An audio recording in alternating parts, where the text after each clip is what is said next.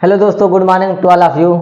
मैं अंकुश पाल अपने फिर से इलाहाबाद एजुकेशन क्लासेस और आपके पसंदीदा यूट्यूब के प्लेटफॉर्म में सभी को स्वागत करता हूं।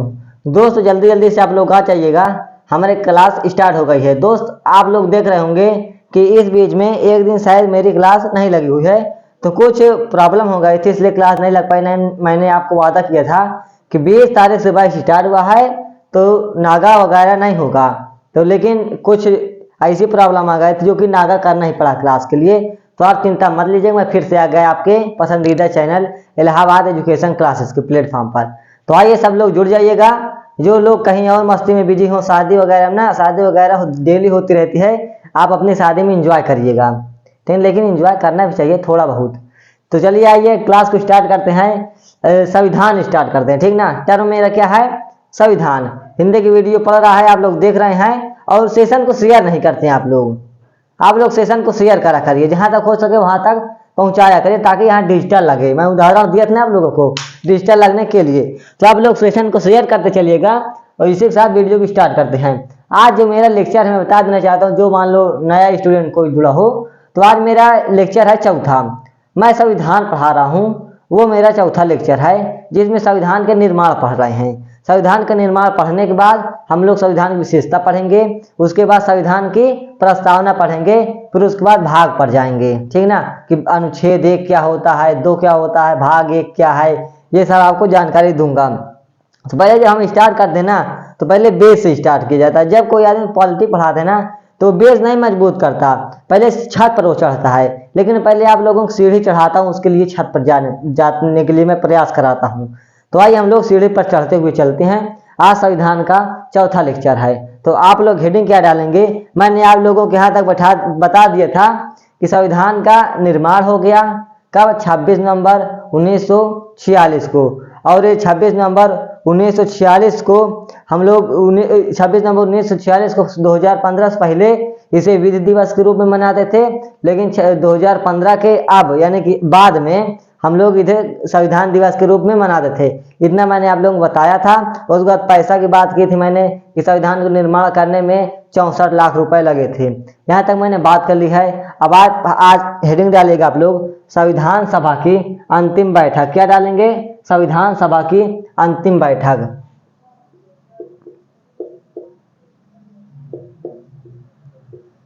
संविधान सभा की अंतिम बैठक। आप लोगों को मैंने बताया है संविधान सभा की अंतिम बैठक कब हुई है, तो कब हुई है? 26 जनवरी 1950 को। कब हुई है? 26 जनवरी 1950 को हमारे संविधान की अंतिम बैठक हुई है। कब? 26 जनवरी 1950 को। तो हमारा देश गणतंत्र हुआ था। ये 26 जनवरी नहीं होगा, यहाँ पास थोड़ा गलती हो गई है, 24 जनवरी होगा, ठीक ना। हमारी अंतिम बैठक कब हुई है? 24 जनवरी 1950। अगर आप लोग दिखाई ना दे रहा हो ना, मैं थोड़ा नीचे लिख देता हूँ, थोड़ा मैं नीचे लिख देता हूँ, उधर साइड में आप लोगों को दिखाई ना दे रहा होगा। तो अंतिम बैठक कब हुई यहाँ डाल लीजिएगा, 24 जनवरी 1950 को हमारी संविधान सभा की अंतिम बैठक हुई है। मैं ये आप लोगों को पहले ही बता चुका था, शायद पहले ही लेक्चर में। और हमारी संविधान सभा की प्रथम बैठक कब हुई है? 9 दिसंबर 1946 को, और अंतिम बैठक 24 जनवरी 1950 को। अब आप यहाँ से एक पॉइंट देखिएगा कि 24 जनवरी है, अगर 2 दिन हमको मिल जाए यानी 26 तारीख मिल जाए, तो हमारा देश उसी दिन गणतंत्र हुआ था। उसी दिन हम लोग गणतंत्र दिवस मनाते हैं। तो ये इसमें कुछ खास बात ऐसे भी आएगी जो कि 26 जनवरी हमारा क्यों मनाया जाता है, किसके उपलक्ष्य में मनाया जाता है, ये मैंने आपको जानकारी आज दूंगा, ठीक ना। अभी तक आप ना जान रहे होंगे कि 26 जनवरी एक्चुअली में क्यों मनाते हैं हम लोग, उस दिन क्या हुआ था। आप लोग 15 अगस्त को जानते हैं कि उस दिन हमारा संविधान क्या, वो उस दिन हमारा देश आजाद हुआ था 15 अगस्त को, लेकिन 26 जनवरी कोई नहीं जानता। तो मैं आज ये सब आपको डिटेल में बताऊंगा, ठीक ना। तो संविधान सभा की अंतिम बैठक कब हुई है? 24 जनवरी 1950 को। जब हमारा संविधान बन करके तैयार हो गया था 26 नवंबर 1946 को। कब हुआ था? 26 नवंबर 1946 को। कब? 26 नवंबर 1949, सॉरी 46 नहीं, क्योंकि 49 के बाद क्या आएगा 50। 26 जनवरी 1949 को हमारा क्या हुआ था, संविधान बन करके तैयार हो गया था। फिर उसके बाद 49 के बाद 50 आता है, तो 24 जनवरी 1950 को हमारी अंतिम बैठक थी। तो हमारा संविधान पूर्ण रूप से तैयार हो गया था, लेकिन तो हम अपने आप को सौंप लिए थे कब, 26 नवंबर 1949 को ही अपने में लागू कर लिए थे। लेकिन 24 जनवरी को कुछ और ऐसी खास बात की गई थी जो इस दिन लागू किए गए थे, ठीक ना। तो आप लोग ध्यान सुनिएगा, इसी 24 जनवरी 1950 को इसी 24 जनवरी 1950 को हमारा जो वंदे मातरम राष्ट्रगीत है, क्या है, वंदे मातरम राष्ट्रगीत है, इसी डेट को अपनाया गया। किसी डेट को, 24 जनवरी 1950 को किसकी राष्ट्रीय गीत यानी कि वंदे मातरम, 24 जनवरी 1950 को राष्ट्रीय गीत वंदे मातरम को अपनाया गया। अब ये मैं देखूंगा कि वंदे मातरम गीत हमारा जो है राष्ट्रीय गीत, ये आया कहां से, और उसके बाद एक पॉइंट और लिख लीजिएगा यहां से कि इसी दिन राष्ट्रगान, क्या, इसी दिन राष्ट्रगान जन गण मन को अपनाया गया। किसको, जन गण मन को अपनाया गया कब, 24 जनवरी 1950 को। अब एक खास डेट ये है कि हमारे देश के प्रथम राष्ट्रपति डॉक्टर राजेंद्र प्रसाद को अंतरिम राष्ट्रपति चुना गया है इसी डेट को। किसको, प्रथम राष्ट्रपति लिखिएगा, प्रथम राष्ट्रपति, अंतरिम राष्ट्रपति थे, कौन थे,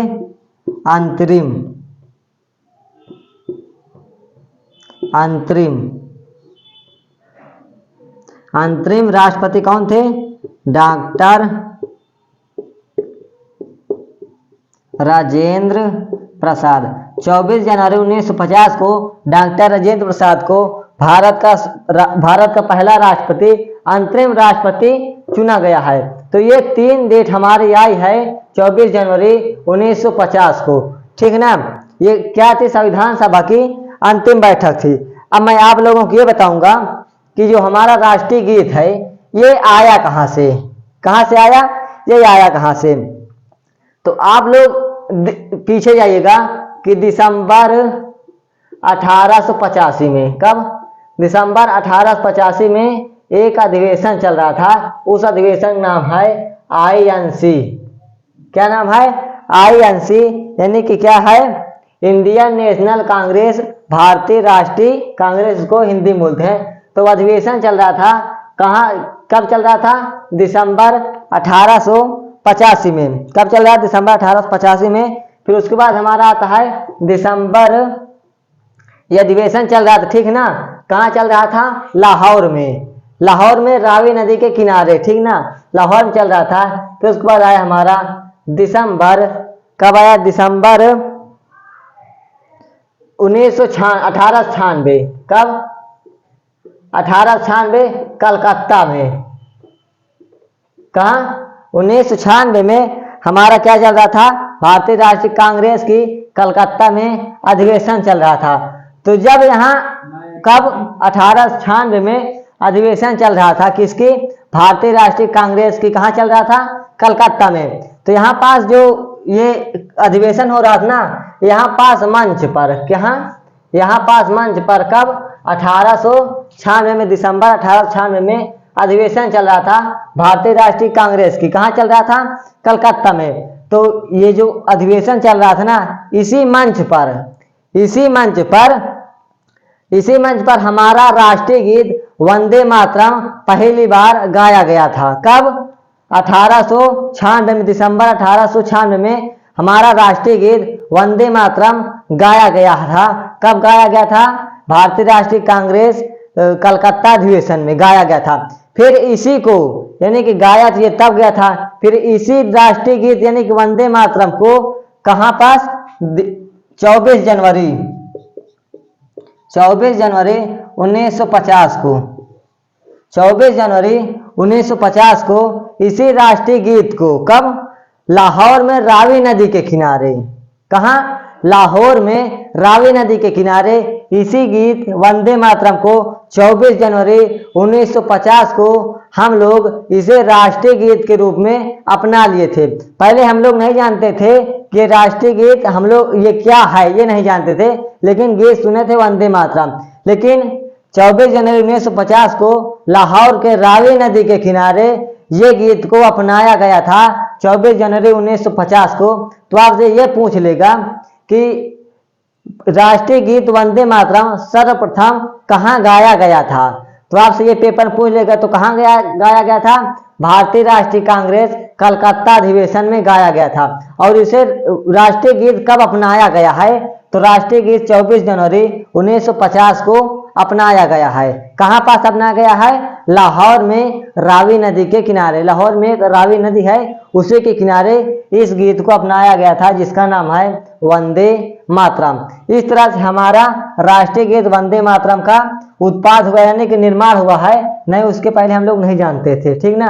तो कब अपनाया गया है? 24 जनवरी 1950 को। इसीलिए अंतिम बैठक में ठीक ये हो रही, ठीक ना, अंतिम बैठक में ये कार्य हो रहा था। फिर ये हमारा आता है राष्ट्रगान जन गण मन। ये कहाँ से आया था? राष्ट्रगान जन गण मन हमारा ये कहाँ से आया था? तो आप लोग सुने होंगे 1911 में। कब? 1911 में। 1911 में दो अंग्रेज आए थे। दो अंग्रेज आए थे जिसका नाम है जॉर्ज पंचम और पॉली मैरी। क्या नाम था? जॉर्ज पंचम और पॉली मैरी। दो अंग्रेज आए थे। कब आए थे? 1911 में। कब आए थे? 1911 में। तो मुंबई में क्या इनके स्वागत के लिए मुंबई में गेटवे ऑफ इंडिया बनाया गया। गेटवे ऑफ इंडिया बनाया गया। क्या? गेटवे ऑफ इंडिया बनाया गया। तो जो अंग्रेज आए थे ना 1911 में, जॉर्ज पंचम और पॉली मैरी, वो इनके स्वागत के लिए मुंबई में गेटवे ऑफ इंडिया बनाया गया है। क्या बनाया गया है? इंडिया बनाया गया है। तो इन्हीं के स्वागत के लिए, इन्हीं के स्वागत के लिए 24 कब आया था? 1911 में। तो इन्हीं के स्वागत के लिए ये हमारा गीत गाया, राष्ट्रगान गाया गया था, जन गण मन अधिनायक जय हे, भारत भाग्य विधाता। यानी कि आप लोगों की जय हो। इन्होंने हमारे भारत के लिए भाग्य विधाता के रूप में माने जाते हैं। कौन है? अंग्रेज है। पहले आप लोग जानते थे कि हमारे देश को सोने की चिड़िया कहा जाता था। हमारे देश में बहुत सम्मान किया जाता। जब कोई आदमी बाहर से आता था तो उसका बहुत पूर्ण रूप से सम्मान किया जाता था। तो जब अंग्रेज आए थे ना, तो इसके स्वागत के लिए इतना प्रसन्न हो गए थे हमारे भारत लोग कि इनके लिए गेटवे ऑफ इंडिया बना दिया गया मुंबई में। और इन्हीं के स्वागत के लिए हमारा जन गण मन राष्ट्रगान गाया गया। फिर उसके बाद बात चलती रही है। फिर उसके बाद ये जन गण मन को 24 जनवरी 1950 में इसे राष्ट्रगान के रूप में अपना लिया गया है। तो राष्ट्रगान के रूप में कब अपनाया गया है? 24 जनवरी 1950 को। और ये गाया कब गया था पहली बार? तो 1911 में। किसके लिए गाया गया था? तो अंग्रेज के लिए गाया गया था। कहाँ पास गाया गया था? मुंबई में गाया गया था। कहाँ पास? मुंबई में गाया गया था। तो ये एक तरह से ये भी क्वेश्चन पूछ सकता है। तो 1911 में आए हुए अंग्रेज के स्वागत के लिए कौन सा गेट बनाया गया है? तो आप कह सकते हैं गेटवे ऑफ इंडिया बनाया गया है। क्या? गेटवे ऑफ इंडिया बनाया गया है। इस तरह से हमारा राष्ट्रीय गीत राष्ट्रगान का क्या हुआ है? निर्माण हुआ है कि ये आया कहाँ से। और एक डेट जानते हैं कि डॉक्टर राजेंद्र प्रसाद को अंतरिम राष्ट्रपति बनाया गया, प्रथम राष्ट्रपति।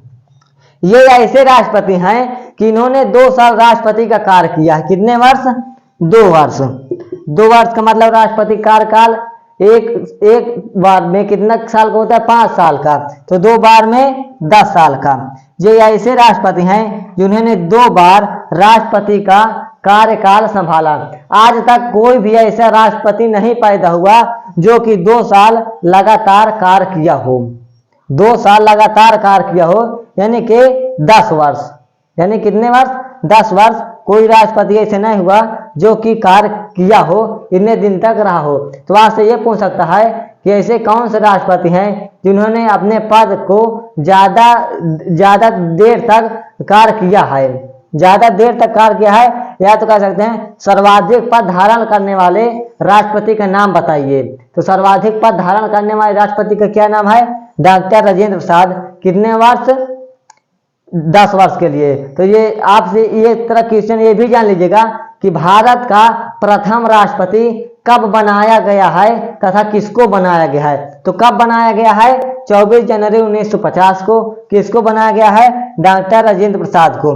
जब हमारी संविधान सभा में बैठक चल रही थी ना, तो मैंने आप लोगों को बताया था कि दूसरी बैठक 11 दिसंबर 1946 को इन्हें स्थायी सदस्य भी चुना गया, स्थायी अध्यक्ष भी चुना गया था। किनको? डॉक्टर राजेंद्र प्रसाद को। तो ये हमारी 3 बात आते हैं निकल के संविधान सभा की अंतिम बैठक में 24 जनवरी 1950 में। तो आप लोगों को उम्मीद है कि समझ में आया होगा कि राष्ट्रीय गीत को कब गाया गया है और कब अपनाया गया है, राष्ट्रगान को कब गाया गया था, किसके लिए गाया गया था और कब अपनाया गया। अब एक बात ये बता देता हूँ कि जो जन गण मन के जो रचयिता हैं, रचयिता जिन्होंने इसको लिखा था, तो इनका नाम है रविंद्रनाथ टैगोर। क्या?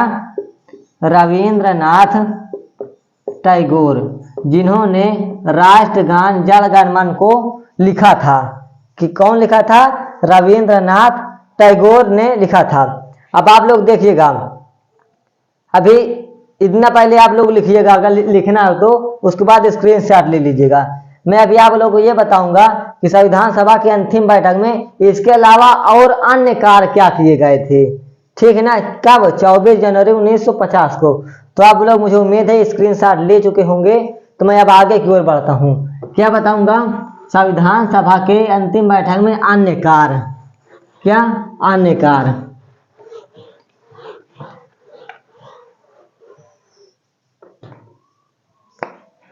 यहाँ पास आप लोग हेडिंग डालिएगा,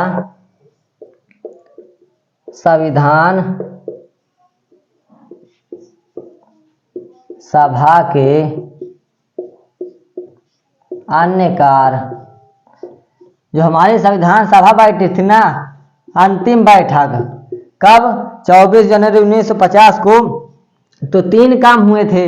मैंने डिटेल में आप लोगों को बता दिया 3 काम कौन कौन से हुए थे, लेकिन उसके अलावा कुछ और अन्य कार्य किए गए थे। ठीक है ना?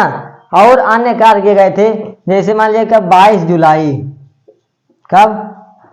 22 जुलाई 1947 को। कब? 22 जुलाई 1947 को संविधान सभा ने अन्य कार्य पड़ रहे हैं ना, तो 22 जुलाई 1947 को संविधान सभा ने राष्ट्रीय ध्वज जो हमारा है तिरंगा।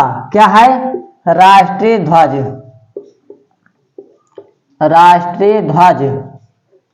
तिरंगा।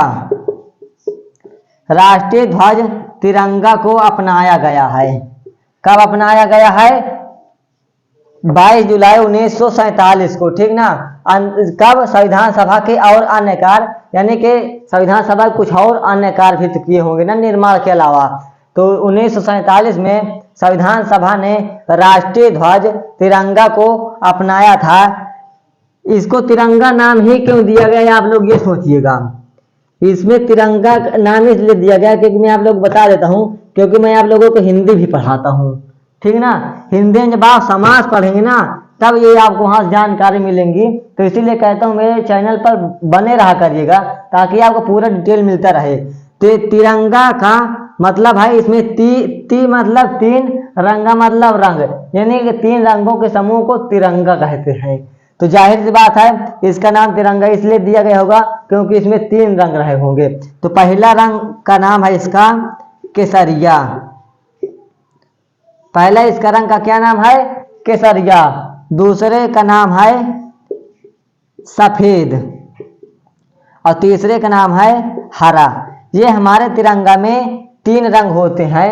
आगे पेपर में आ जाएगा कि ये हमारे तिरंगा में 3 रंग होते हैं उसको क्रम वाइज लगा दीजिएगा, तो अच्छे अच्छे का पसीना छूट जाता है, लोग कोमा में चले जाते हैं। लेकिन ये बात नहीं बता सकते कि कौन सा रंग पहले है। अगर आपको ये भी पता चल जाएगा ना तो क्वेश्चन घुमा देगा। क्वेश्चन 3 डिग्री में बनता है, तो 2 डिग्री में पूछ लेगा कि केसरिया सफेद तथा हरा का रंग व प्रतीक है, आपको दे देगा, क्रम वाइज लगा दीजिएगा। तो आप चाहे जहां भी पढ़ते हो, चाहे जहां भी पढ़ते हो, आप लोग पूछ लीजिएगा कि केसरिया सफेद और हरा का प्रतीक क्या होता है। प्रतीक मतलब अर्थ, तो केसरिया का बता देंगे क्या होता है, इसका अर्थ होता है बलिदान। ये आप लोगों को भी पता होगा कि केसरिया का अर्थ होता है बलिदान, जो हमारे तिरंगा में रंग है। उसके बाद सफेद का रंग क्या का अर्थ होता है, शांति। लेकिन ये जो हरा आता है ना, इसको लोग कहेंगे सर इसका अर्थ हरियाली। जब इस आप ये बताइए, जब इसका नाम हरियाली है, इसका नाम सफेद सफेदियाई हो जाएगा, केसरिया केसरियाई हो जाएगा, पीला है तो पीलियाई हो जाएगा। ये सब नहीं होता। केसरिया का अर्थ है बलिदान, सफेद का अर्थ है शांति, बलिदान हरा का अर्थ में लोग यहाँ पास समाप्त हो जाते हैं। अच्छे अच्छे लोग डूब जाते हैं, नहीं बताते हैं, सब यही बताते हैं कि हरा का अर्थ होता है हरियाली। अब आप लोग भी यही जानते होंगे कि हरा का अर्थ होता है हरियाली, लेकिन हरियाली नहीं होता, इसका अर्थ होता है समृद्धि। क्या होता है, समृद्धि इसका अर्थ होता है। किसका, हरा का। तो हमारे तिरंगा में कितने रंग होते हैं, 3 होते हैं, केसरिया सफेद हरा। केसरिया का अर्थ है बलिदान, शांति का अर्थ, सफेद का अर्थ है शांति और हरा का अर्थ है समृद्धि। ये 3 हमारे होते हैं। आप जिस भी राज्य में रहते हो वहां जाइएगा, पूछ लीजिएगा तिरंगा में 3 रंग होते हैं, तीनों रंग के अर्थ बता दीजिएगा। अच्छे अच्छे लड़के की हुलिया टाइट हो जाएगी, लेकिन ये अर्थ नहीं बता पाएंगे। ये बता लेंगे, ये दोनों बता लेंगे, लेकिन हरा का नहीं बता पाएंगे। सब यही बताएंगे कि हरियाली हरियाली। अरे हरियाली हरा है, इसका मतलब सफेद है तो सफेदियाई हो जाएगा, ऐसा कुछ नहीं है। आपको पहली बार ये जानकारी मिल रही होगी कि हरा का अर्थ होता है समृद्धि। क्या होता है, समृद्धि। ये हमारा क्या था, तिरंगा का था।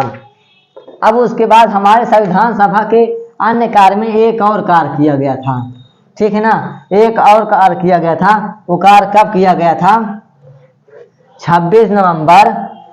वो कार्य किया गया 26 नवंबर 1949 को। कब, 26 नवंबर 1949 को, जिस दिन हमारा संविधान बन करके तैयार हो गया था। हम लोग अपने में सौंप लिए थे, अपने आप में लागू कर लिए थे, लेकिन पूरे देश में नहीं लागू किए थे। संविधान के लोग अपने आप में लागू कर लिए थे, और इसी डेट को, इसी यही वाली डेट 26 नवंबर 1949 को हमारे जो संविधान की प्रस्तावना है, तो इसको हम लोग उद्देशिका या भूमिका से भी बुलाते हैं। तो उसमें भी ये वाली डेट क्या हुई है, छपी हुई है 26 नवंबर 1949 वाली डेट, ठीक है ना। इस दिन हमारे संविधान को अपनाया गया था और स्वयं में लागू किया था। तो इसी डेट को हमारे संविधान के कुछ अनुच्छेद लागू कर दिए गए थे। किस डेट को, 26 नवंबर 1949 को संविधान के कुछ अनुच्छेद, मतलब मैं कह सकता हूं कि 16 अनुच्छेद लागू कर दिए थे। कितने अनुच्छेद, 16 अनुच्छेद। अनुच्छेद को इंग्लिश में आर्टिकल बोलते हैं। क्या, आर्टिकल बोलते हैं। जब मैं आपको पढ़ाऊंगा ना तो मैं अनुच्छेद न बोल करके आर्टिकल ही आप लोगों को बताऊंगा। तो इससे ये है कि आप लोग जान लीजिए कि अनुच्छेद को इंग्लिश में आर्टिकल कहते हैं। तो 26 नवंबर 1949 को ही 16 अनुच्छेद लागू कर दिए गए थे संविधान के, जैसे कि है 5, 6, 7, 8, 9, 60। फिर उसके बाद क्या है, 324 है। फिर उसके बाद 366 है, 367 है, 379 है, 380 है। फिर उसके बाद क्या है,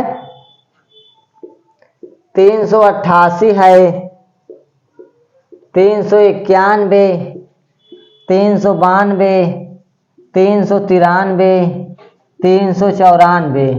और उसके बाद क्या है, बस इतना ही, 394। ये जो अनुच्छेद लिखे गए हैं ना, इसको आप लोग गिनिएगा, 1 2 3 4 5 6 7 8 9 10 11 12 13 14 15 16। ये देखिएगा कि जिस दिन हमारा संविधान बन करके तैयार हो गया था उसी दिन हमारा 16 अनुच्छेद, संविधान के 16 अनुच्छेद लागू कर दिए गए थे। जैसे कि मैंने आप लोगों के सामने लिख दिया है, स्क्रीनशॉट आप ले सकते हैं, ठीक ना। 5 6 7 8 9 60 324 366 367 379 80 88 391 92 93 94 ये 16 अनुच्छेद लागू कर दिए थे। कब लागू कर दिए थे? संविधान की अंतिम बैठक या तो 26 नवंबर 1949 को, संविधान की अंतिम बैठक में नहीं, संविधान सभा के अन्य कार्य में, या तो डेट भी दिया है मैंने 26 नवंबर 1949 को इतने अनुच्छेद लागू कर दिए गए थे, ठीक ना। कितने अनुच्छेद? 16 अनुच्छेद। और उसके बाद हमारा 2024 यानी कि 24 जनवरी 1950 के बाद हमारा 2 दिन, मैंने आप लोगों को बताया 2 दिन इसमें और डेट दे दीजिएगा, तो 2 डेट और दे देंगे, तो 24 के बाद 25, 25 के बाद 26। तो आप देखिएगा कि अब आते हैं हमारा 26 जनवरी 1950 को। आखिर हम लोग 26 जनवरी को गणतंत्र दिवस क्यों मनाते हैं? तो आप लोग हेडिंग डाल लीजिएगा 26 जनवरी 1950। तो आप आज से ये जान जाएंगे कि 26 जनवरी को ही हमारा जो है वो गणतंत्र दिवस क्यों मनाया जाता है। और कब डेट और जैसे डेट होती है 24 के बाद 25 ले लेते, 27 ले लेते, 28 ले लेते, 14 जनवरी ले लेते, ऐसा क्यों है? तो इस दिन कुछ खास किया होगा, इसलिए 26 जनवरी को हम लोग गणतंत्र दिवस मनाते हैं। तो आप लोगों को मैं बता दे रहा हूं कि संविधान के 16 अनुच्छेद 26 नवंबर 1949 को लागू किए गए थे, लेकिन जो और अन्य अनुच्छेद बचते हैं, कितने अनुच्छेद हैं कुल? 395। तो 16 तो लागू कर दिए थे और बाकी जो बचे थे ना उसको हमारा इसी दिन 26 जनवरी 1950 को लागू कर दिए गए थे। कब? 26 जनवरी 1950 को। तो आप लोग यहां से लिख सकते हैं संविधान के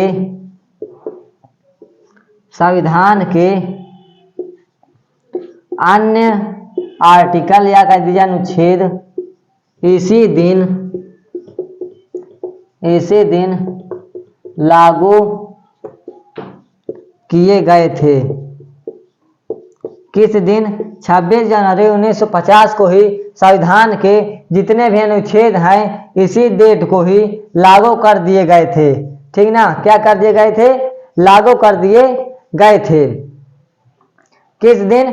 26 जनवरी 1950 को संविधान के सभी अनुच्छेद लागू कर दिए गए थे और इसी के साथ हमारा देश गणतंत्र हो गया था। क्या? इसी के साथ हमारा देश, हमारा भारत क्या हो गया था? गणतंत्र हो गया था 26 जनवरी 1950 को ही। तो आप लोग ये कह सकते हैं कि 26 जनवरी क्यों मनाई जाती है? तो 26 जनवरी को ही संविधान के अन्य अनुच्छेद लागू किए गए थे और इसी दिन ही अशोक स्तंभ, क्या? अशोक चिन्ह को अपनाया गया था। 26 जनवरी 1950 को ही संविधान के जितने भी आर्टिकल थे वो लागू किए गए थे और उसके बाद अशोक चिन्ह को अपनाया गया था, ठीक ना। किसको अपनाया गया था? अशोक चिन्ह को अपनाया गया था। कब? 26 जनवरी 1950 को। सो माय लॉर्ड, इसी के साथ हमारा देश गणतंत्र हो गया था। तो आप लोगों को बात समझ में आई कि हमारा देश गणतंत्र क्यों हुआ था, क्यों मनाया गया 26 जनवरी को ही। अब आप एक बात और देख लीजिएगा कि ये देखिएगा कि 26 जनवरी को ही क्यों संविधान के अन्य अनुच्छेद लागू किए गए थे, इसी दिन ही क्यों इसको अशोक चिन्ह को अपनाया गया, गणतंत्र दिवस इसी दिन को ही मनाया गया। तो कुछ तो लॉजिक रूल नियम हो रहा होगा ना, क्या? कुछ तो नियम रहा होगा ना। तो आपको मैं बता दे रहा हूं कि 26 जनवरी 1930 को ही 26 जनवरी 1930 को ही सर्वप्रथम पूर्ण स्वाधीनता दिवस हमारा मनाया गया था। 26 जनवरी 19, आप ये वाली डेट पकड़िएगा, 26 जनवरी 1930 को हमारा सर्वप्रथम यानी कि प्रथम पूर्ण स्वाधीनता दिवस मनाया गया था। कब? 26 जनवरी 1930 को पूर्व स्वाधीनता दिवस मनाया गया था। इसी के साथ इसीलिए हमने ये सोचा कि क्यों ना इसी दिन अपने संविधान को सभी अनुच्छेद और अशोक चिन्ह को अपना करके और अपने देश को गणतंत्र बना लिया जाए। तो इसीलिए 26 जनवरी को ही ये सब कार्यक्रम किए गए थे। अब आप लोगों को बात समझ में आ रही, पकड़ में आ रही कि नहीं, कि 26 जनवरी को ही गणतंत्र दिवस क्यों मनाते हैं और कोई डेट नहीं मिली थी। जैसे मान लीजिएगा कि मंगलवार को शुभ दिन ही क्यों माना जाता है, क्यों बुध दिन नहीं मान सकते? क्या उस दिन 12 घंटे रात और 12 घंटे दिन नहीं होते, यानी कुल मिलाकर 24 घंटे नहीं होते? मंगलवार को ही क्यों मनाते हैं? क्या मंगलवार को दिन रात नहीं होती, सिर्फ दिन दिन रहता है, या तो रात ही रात रहती है? सेम वही दिन 24 घंटा मंगलवार को, 24 घंटा बुधवार को, 24 घंटा सोमवार को, और दिन उसमें भी होता है, दिन इसमें भी, रात उसमें भी, रात उसमें भी। तो ऐसा खास क्यों है कि मंगलवार को हम लोग क्यों अच्छा दिन मानते हैं? अब मैं बात बता देता हूँ एक दो पॉइंट। जैसे कि हमारे राम भगवान ने वनवास से मंगलवार को ही आए थे। कब? मंगलवार को ही।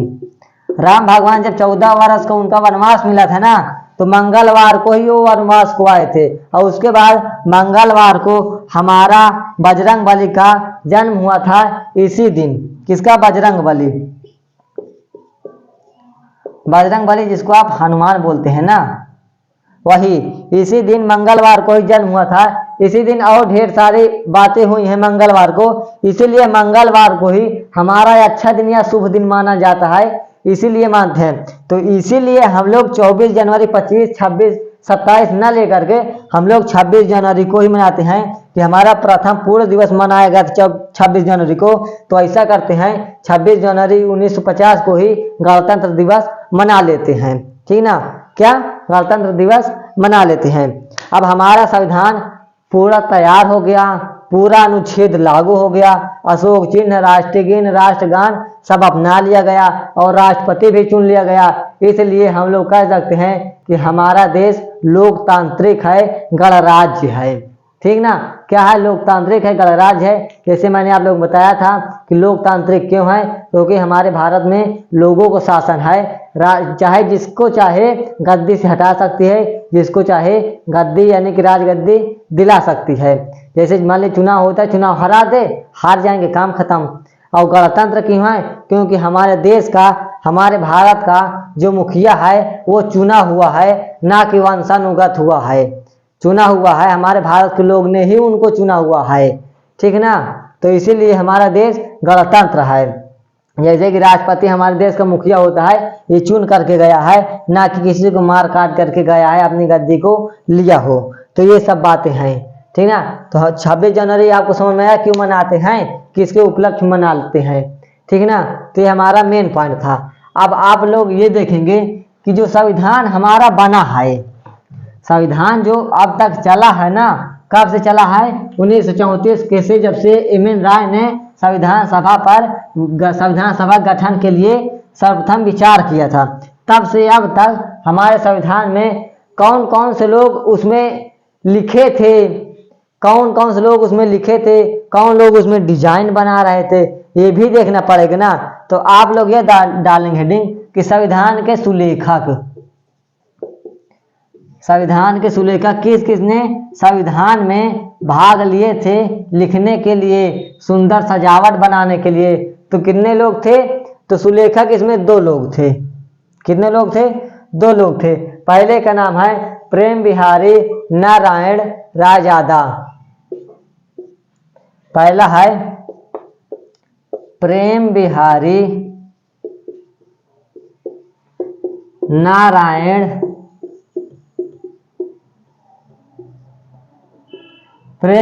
नारायण रायजादा।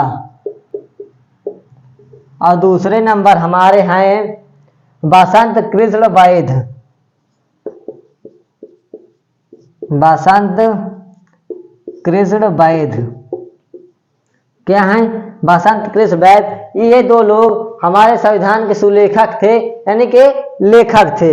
ये प्रेम बिहारी नारायण रायजादा ने ये जितने संविधान में अंग्रेजी से लिखे हुए मिलेंगे ये इन्होंने लिखे थे, और जितने हिंदी में मिलेंगे इन्होंने बसंत कृष्ण वैद्य ने लिखा था।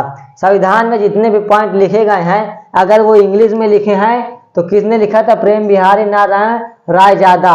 अगर वो हिंदी में लिखे हुए हैं तो बसंत कृष्ण वैद्य इन्होंने हिंदी में लिखा था। ये दोनों सुलेखक थे। अब ये देखिएगा कि संविधान को सजाने वाला भी तो कोई रहा होगा ना, जो उसकी सजावटी सौंदर्य रूप दिया था उसका भी तो कोई रहा होगा ना। तो हाँ, उसमें भी दो लोग थे। पहले थे हमारे, कौन थे? नंदलाल बोस। नंदलाल बोस थे। क्या थे? नंदलाल बोस थे। और दूसरे हमारे, ये पहले थे और दूसरे हमारे कौन थे? व्यूहर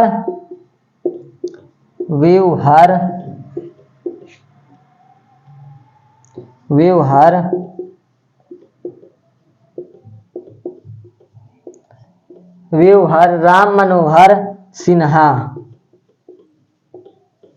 व्यूहर राम मनोहर सिन्हा ये हमारे संविधान के सुलेखक थे दो लोग। और ये हमारे कौन थे? ये दोनों लोग, ये क्या थे? सौंदर्यी।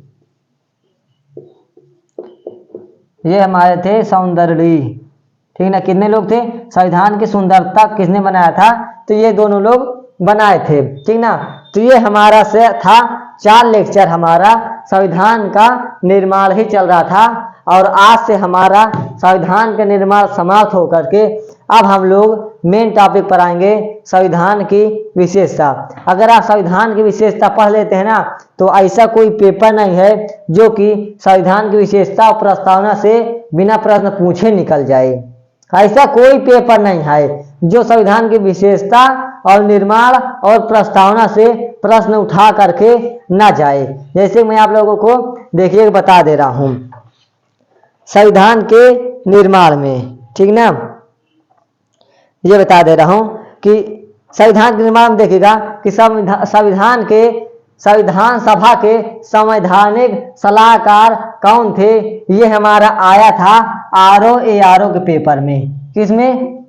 ROARO के पेपर में हमारा ये क्वेश्चन पूछा गया था कि संविधान सभा के संवैधानिक सलाहकार कौन थे? तो मैंने आप लोगों को बताया था BN राव। ऐसे क्वेश्चन आप लोगों से पूछे जाते हैं।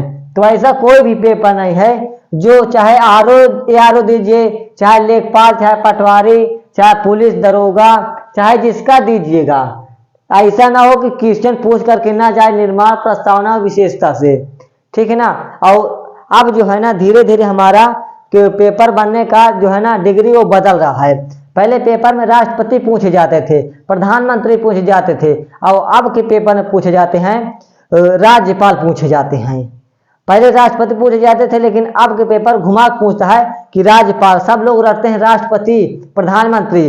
अब पेपर ज्यादा पूछ जाता है वो मुख्यमंत्री से, राज्यपाल से, हाई कोर्ट से, विधानमंडल से, विधान परिषद से, ये सब सवाल पूछे जाते हैं। लेकिन यही है कि जो लोग नहीं जानते वो लोग सीधा मार प्रधानमंत्री पर खून फेंक के लगे रहते हैं। लेकिन आता क्या है? मुख्यमंत्री चलाता है। तो मैं आप लोगों को वैसे ही पढ़ाऊंगा जैसे आपके पेपर में आता है, दोनों डिग्री में। राष्ट्रपति भी उतना पढ़ाऊंगा ताकत लगा के, उतना राज्यपाल भी ताकत लगा के पढ़ाऊंगा।